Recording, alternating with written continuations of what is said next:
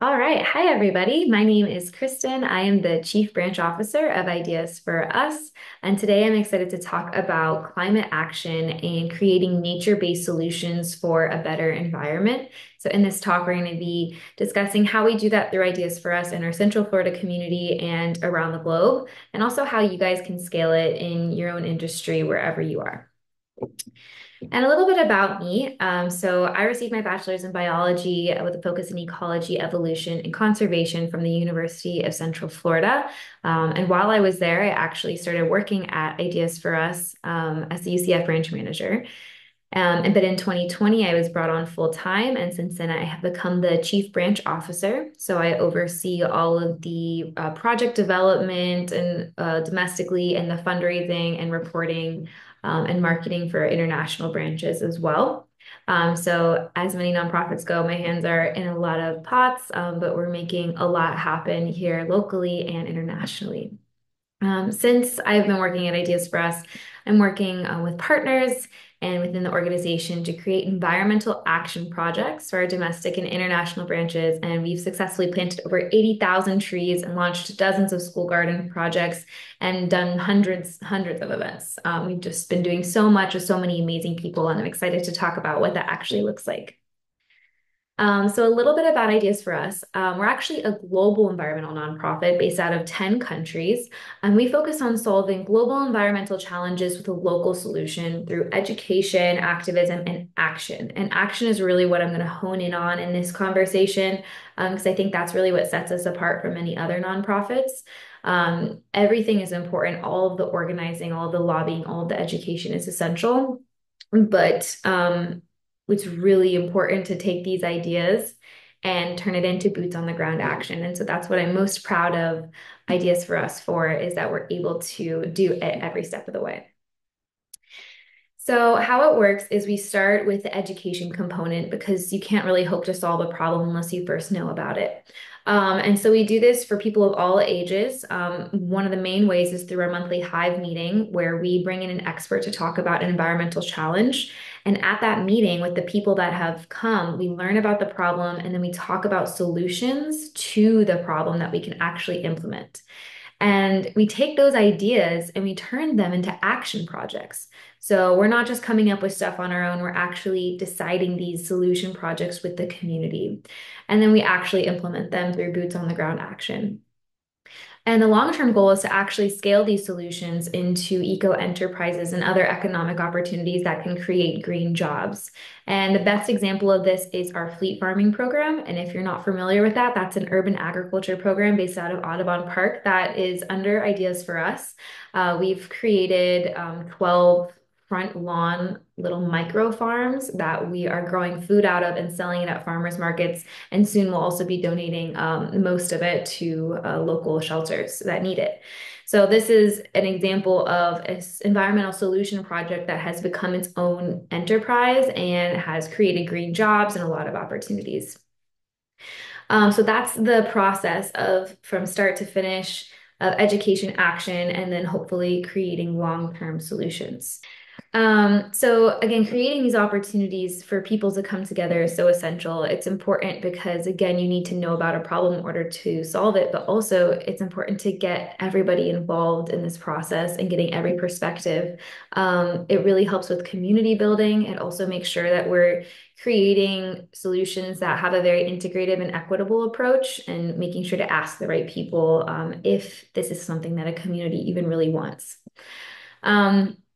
But in addition to that, understanding the world around you is really valuable to, yourself and in the way that you live your life. And I think that's especially important for kids and younger adults, so that they can have a very firm foundation in the world that they live in as they grow up. And so being outside in gardens and just getting the opportunity to learn about nature and connect with nature is really valuable.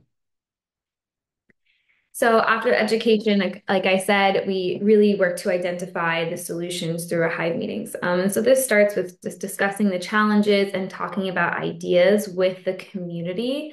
And I really want to emphasize the partners and stakeholders that need to be involved in order to find the best solution. So this isn't something that you can just say, hey, I think that your community needs trees. I'm going to plant trees. that is an extremely harmful approach. It may come with good intentions, but making sure to talk to the hyper localized organizations and making sure to find a solution that is going to benefit everybody. So once a collaborative effort has begun, you can begin to make a plan that has everyone's best interest in mind.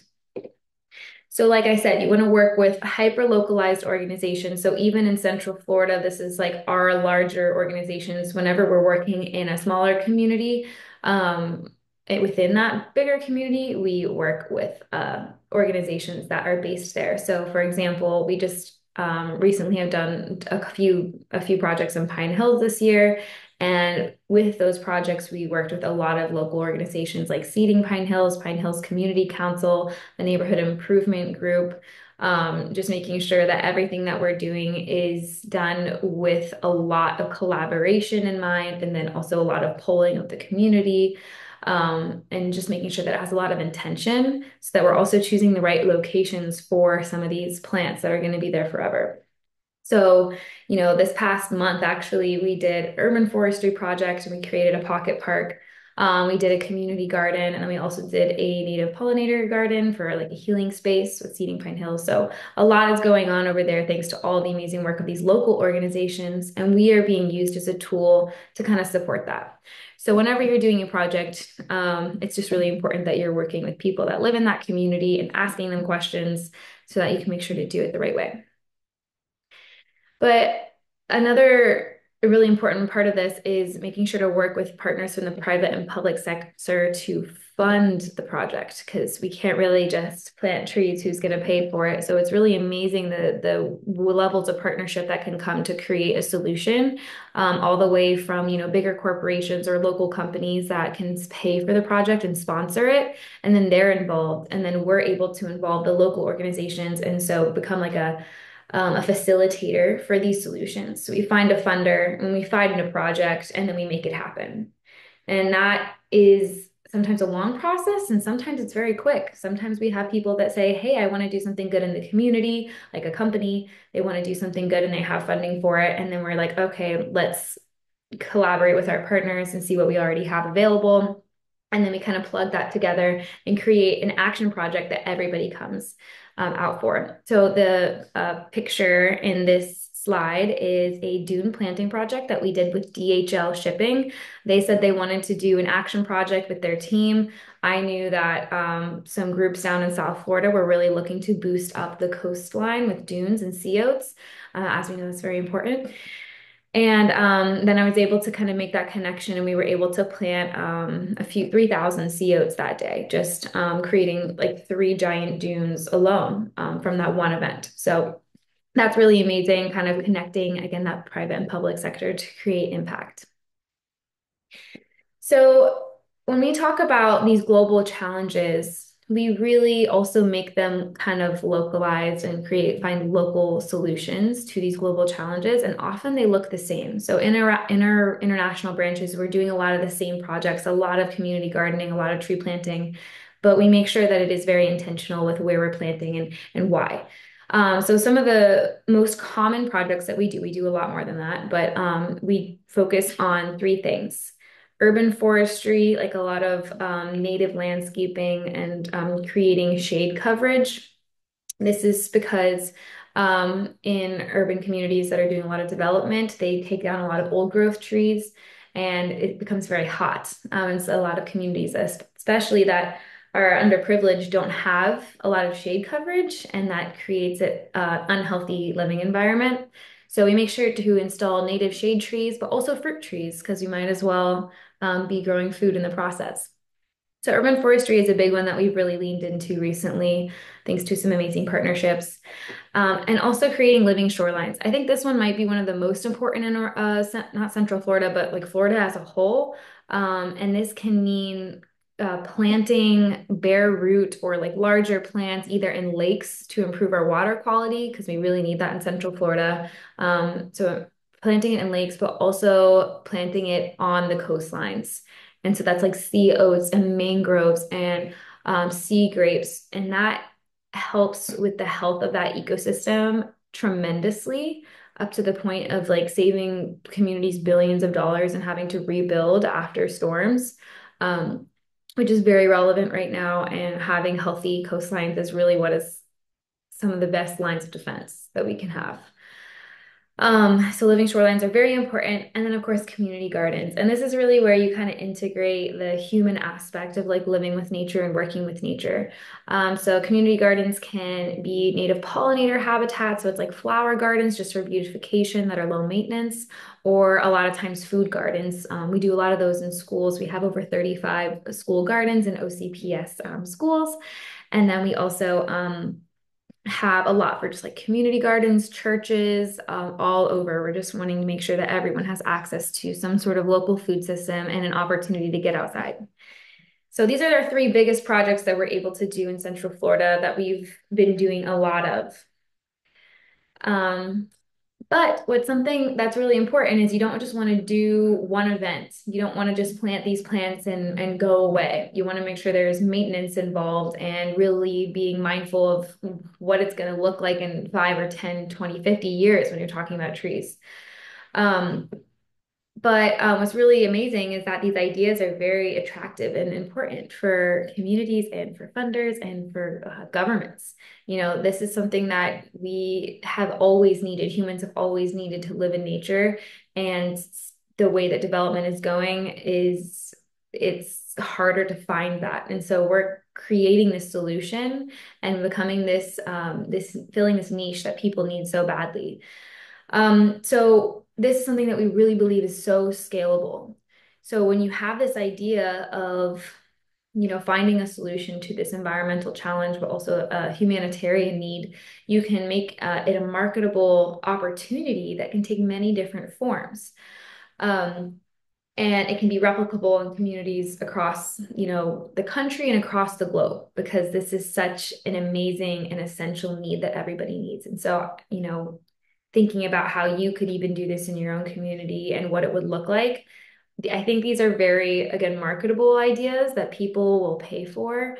You know, I'll get into that in a little bit, but you know, just thinking about how you can fit it into whatever you're doing, there's always an opportunity. Whether it's working with us, creating your own business, or just finding ways to kind of get involved and help this. And an example of scaling solutions and just kind of really filling in all of the needs and the gaps in the system is our fleet farming program. As I mentioned, is an urban agriculture program based out of Audubon Park that started with just trying to localize food by creating these micro farms. But this became a very attractive, marketable, and fundable idea. And so we kind of expanded it into also putting farms and gardens in other people's lawns and other people's properties. So from that, we created our edible landscaping program, which is a business that you can hire to come build you a garden. But we also get a lot of grants and funders that pay our landscaping services to go and do that as a philanthropic service for schools and community centers and for churches, which is really, really valuable. It has become such an amazing program. And from that, we've also been able to do so many educational events and educational consistent programming in different schools and getting kids involved in it, all as a free service to the school. The school doesn't pay a dime. This is stuff that we are actively seeking funding for. And so starting from a solution that was just localizing food in Audubon Park, it became localizing food in schools and communities and churches all over Central Florida. And then also being more active by getting people out to those gardens and teaching them how to do it themselves. So it's kind of like really catching fire, I guess, spreading seeds of these ideas to the entire community. But it's not just here in Central Florida. We also do this around the globe. The idea of global problems, local solutions was really attractive and still is. But we were able to scale pretty impressively back in 2012. We started our first international branch in Uganda. And since then, we have 9 more. So we have 10 total, reaching most continents. We go from Africa to Asia, North America, and South America right now. So we are really blessed by having some amazing team members on the ground in those communities that we're able to send funding to so that they can do their projects and satisfy the needs in their community. So there's always something to do, and there's always a solution. It's just a matter of getting the momentum, the funding, and the people behind it. So kind of talking about what this actually adds to communities. And this is where I think you get most of the attention from funders and potential investors and business partners is when you're talking about, okay, well, nature is fine, but like, what do we really need that? That's a crazy take. And I know anyone watching this doesn't think that way, but just using some research to really back up these claims. And it's actually really hard to quantify the exact amount that nature offers economically. Because when you talk about ecosystem services and the things that, plants and animals offer to us, it is almost unquantifiable. We're talking about oxygen, we're talking about water filtration, shade and habitat and, soil health. All of these things that we just kind of take for granted. So it's hard to put an economic value on it. But I found some numbers. So urban trees offer $114 billion annually in ecosystem services. And you can look below that to kind of get some more details on that. But essentially, trees, especially in the pine and oak families, are the most valuable because they're offering the most ecosystem services, which is great because in Florida, two of our most abundant native species is oak trees and pine trees. And so these are the ones that are offering the most shade and clean water and clean air. And this is a multi-billion dollar service that, helps us have everything else that we need too, which is water and oxygen.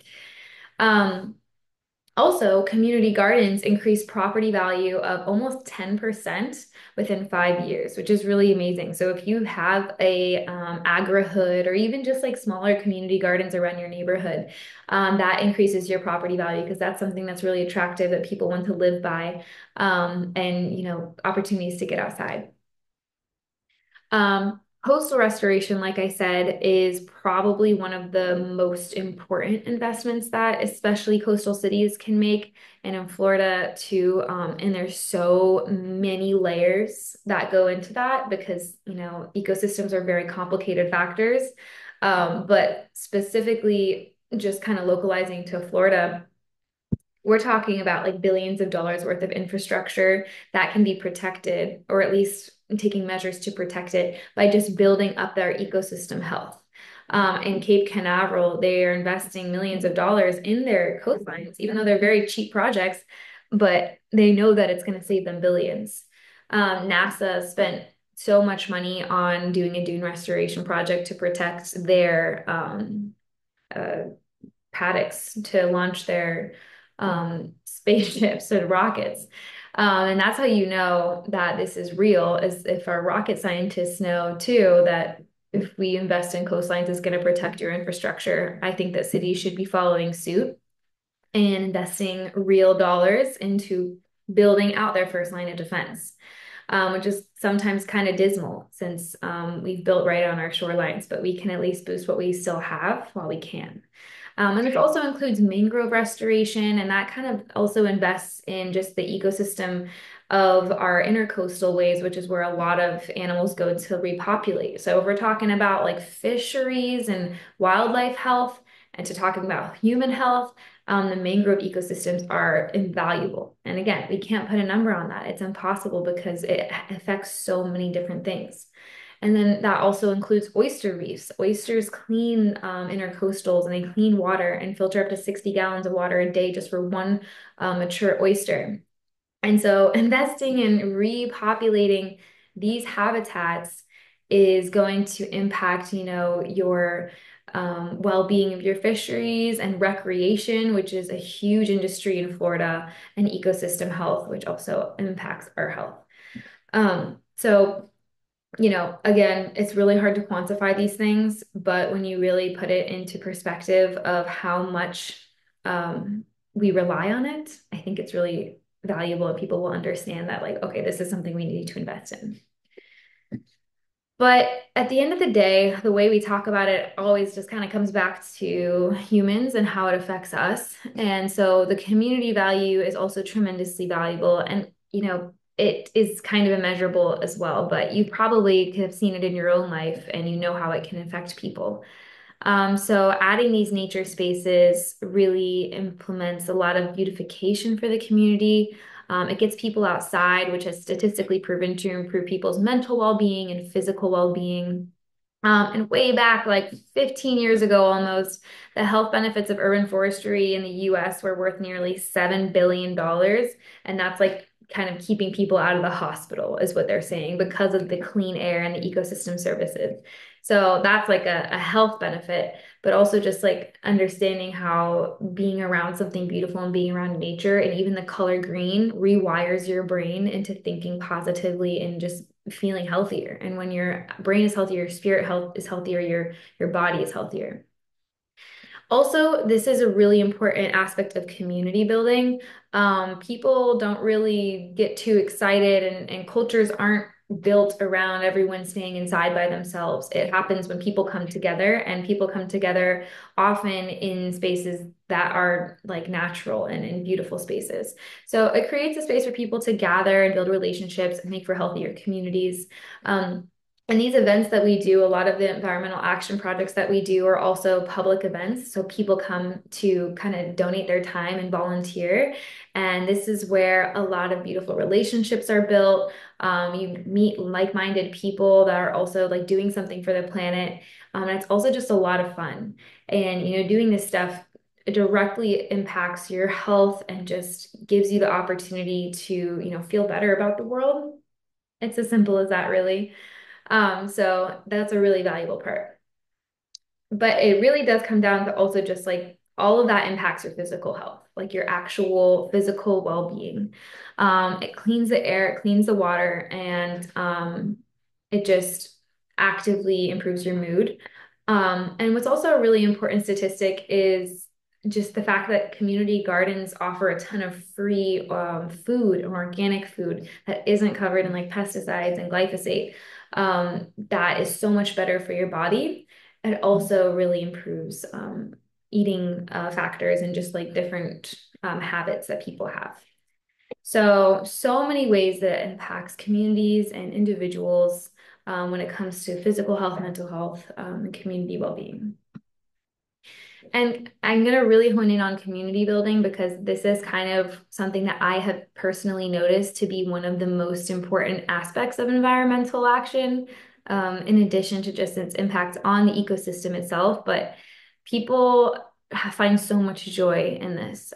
We recently installed the community garden in Pine Hills at the Pine Hills Community Center that I mentioned. And this garden is really special because it's specifically for seniors and for the Head Start kids.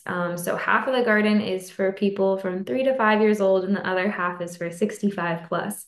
And they're out there at the garden at the same time. And it was really beautiful to see like some of the seniors kind of like try to share words of wisdom with the kids and just kind of like finding joy with them, finding joy in it. Um, and it's also really beautiful to kind of see the light bulbs go off in a lot of kids' eyes when they see like, oh, bees pollinate flowers, and that's how we get food because they take the pollen to the food, and a flower becomes a fruit. And understanding that, food doesn't just come from the grocery store, it comes from the ground. And they don't know that. They really don't. And actually, a lot of high schoolers, a lot of adults barely even know that, is what we're finding. And so, kind of connecting people back to the reality of how nature works and how the world works is amazing. It's truly beautiful. And it's, again, creates a space for people to connect about this. And at the end of the day, we really need that. And I just really want to hone in on how valuable it is for an organization that is doing work in the community to build relationships with the community and to follow up and to not do a project and to leave or abandon it. It is so important, and you should hold yourself accountable to these projects because it's meaningful for people. This is a picture of a tree resilience project that we did with the Nature Conservancy where we did fruit tree plantings in households in Pine Hills. And this is the same tree a year later with the same homeowner. And it is just like so much joy was brought to these communities is because saying like, oh, hey, you came back. Let me show you my tree. Let me show you these other plants that we planted. And this isn't just about trees. This isn't just about an environmental action. This kind of is translatable to all projects that you do. Don't just do it and abandon it.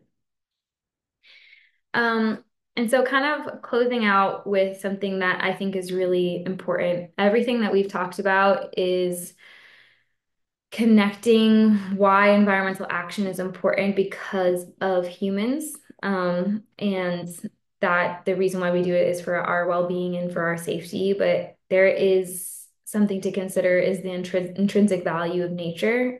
It was here long before us, but just to remember that we are a part of nature. This isn't like, oh, nature and then humans. We are nature and we have disconnected ourselves from it and it's impacting our well-being from that. And so finding value in helping people understand that even aside from the way that we are involved in it, it is valuable and it deserves to be protected. Um, so I'm going to close out with this quote from Robin Wall Kimmerer, connecting it back to humans again, actually. But this quote's really beautiful. It's from the book Braiding Sweetgrass, which I highly recommend. She says, knowing that you love the earth changes you, activates you to defend and protect and celebrate. But when you feel that the earth loves you in return, that feeling transforms the relationship from a one-way street to a sacred bond. And after reading that and just kind of knowing this from being in the field for a while, that is such a true statement, is that you feel way more connected to your roots and your belonging here on this planet when you have a relationship with nature and you know that you belong here and that you can have a symbiotic relationship with it if you live in a way that is environmentally minded. And there's so many ways to do that. And I would love to invite anyone that's watching to get involved. The key ways that you can get involved is volunteering. You can come out to our events, you can plant trees with us, you can do clothing swaps with us, you can do educational events with us. But if you are in an industry that you think you'd be able to support or fund a project, we have dozens of opportunities right now, everywhere from mangrove plantings, dune plantings, community garden installations in senior centers or affordable housing facilities and in schools, tree plantings, urban forestry, so much. And I won't overwhelm you on this, but I would love to connect with you. My email is written right there. It's just kristin.anderson@ideasforus.org. And I'd love to connect with you in a meeting to talk about the different options there are to support a project. And it could be anywhere from like $500 up because there's so much to get done. And I would love to get as many hands involved as possible because we can't really do this without our industries and our grants and our corporations that are paying for it. But it wouldn't be happening if it also wasn't for our volunteers. So if you don't have the funding to support it, I'd love for you to come out and just be a part of this community and this connection where we're coming together to do this work. It's really fun. It's really beautiful. You meet amazing people, and you do heal your relationship with the earth in the process. If you don't even live in Orlando or Tampa, I'd love for you to follow us on social media. So we have ideasforus.orlando. You can also follow ideasforus.tampa. We have a global page as well as ideasforus.global. So we're on Facebook and Instagram. And then you can also just check out our website at ideasforus.org. So many ways to get involved and so many things to volunteer for and learn about and connect over. So I'd love to meet you and talk about that. And thank you so much for listening. I hope that, we learned something and I hope that we can connect one day to create a better earth together. Thank you.